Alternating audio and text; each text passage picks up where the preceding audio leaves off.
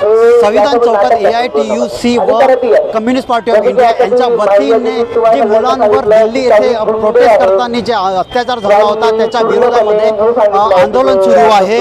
आता यांची एकच नारा आहे, मोदी शहा यांचाही राजीनामा व्हायला पाहिजे असं या लोकांचं म्हणणं आहे।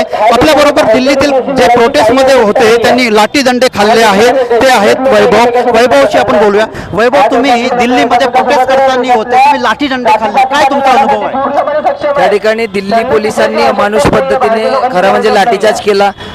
सर्वप्रथम आम्ही या घटनेचा निषेध करतो आणि ज्या लोकांनी क्रूरतेनं या विरोधात लाठीचार्ज केला आणि विद्यार्थ्यांशी मारहाण केली त्यांच्यावर कडक कारवाईची मागणी या ठिकाणी करतो। आम्हाला या माध्यमातून एवढंच सांगायचं आहे की धर्मेंद्र प्रधान यांनी जरी राजीनामा दिला असेल तरी सुद्धा ही लढाई इथे संपलेली नाही। अजूनही या देशातील शिक्षण क्षेत्रातील भ्रष्टाचार आणि जे काही अनियमितता आहे त्याचा सफाया झालेला नाही आणि ते आम्ही जोपर्यंत करणार नाही तोपर्यंत थांबणार नाही। म्हणून आम्ही म्हणतो की धर्मेंद्र प्रधान तो झाकी है, मोदी शाह बाकी है, वी वांट टोटल चेंज। दोन वेळा तुमच्यावर लाठीचार्ज झाला, लाठीदंडे खाल्ले, त्यानंतर पोलिसांमध्ये तुम्हाला डांबलं, तिथे काय तुमचा अनुभव होता?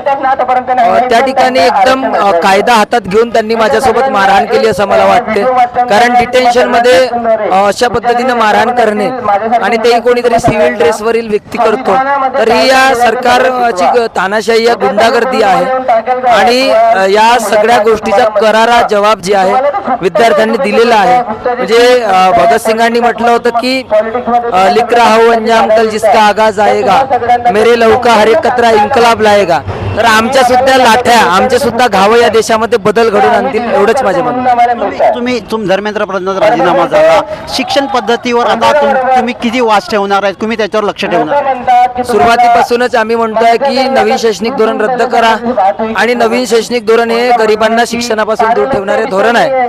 त्यामुळे शिक्षणाच्या लढाईमध्ये स्वातंत्र्यापासून SF लढत आहे तेव्हा आम्ही आजही लढत आहोत, उद्याही लढत राहू आणि लक्ष देण्यापेक्षा मला विद्यार्थ्यांना सांगायचे आहे की त्यांना जर काही प्रॉब्लेम असेल तर त्यांनी सुद्धा आमच्यापर्यंत पोहोचावं जेणेकरून आम्हाला जास्त व्यापक विद्यार्थ्यांसाठी काम करता येईल। देशभरातून जंतर मंतरवर लोक तिथे पोहोचले होते, आसामचे आले होते, पूर्ण देशातून, महाराष्ट्रातून, सगळ्या देशातून, कर्नाटक, केरळ। आसामचे लोक तुला भेटल्यावर तुला काही अनुभव जाणवला की आसाम मधल्या लोकांनी म्हटलं होतं की आम्हाला शर्म येते की हा आमच्या राज्याचा देवेंद्र प्रधान आहे, धर्मेंद्र प्रधान आहे, हा ओडिसाचा, तू एक शब्द आणखी तुला टाकलं, मलाही शर्म येते की नितीन गडकरी, काय नेमका अनुभव आहे तो?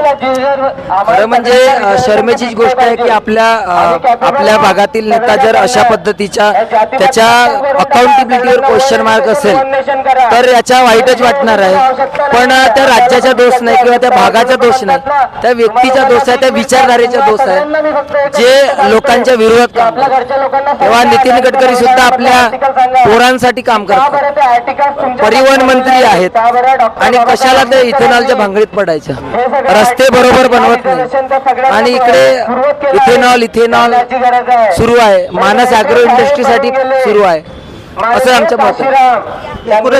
हा दिल्लीमध्ये जे प्रोटेस्ट झालं होतं त्यामध्ये 2 वेळा जे लाठीचार्ज झाला होता त्यामध्ये हा वैभव चोमकर जो आहे हा विद्यार्थी याच्या पाठीवर खूप मारहाण झाले, त्याचे व्हिडिओज खूप व्हायरल झाले होते आणि तेव्हा आज तो नागपूरचा तो युवक आहे आणि याला जेव्हा आपण विचारलं की नितीन गडकरीबद्दल त्याच्या मनात खूप रोष दिसून आला आहे। कॅमेरा पर्सन प्रवीण सह मी सुदर्शन बागडे, साहसिक न्यूज 24।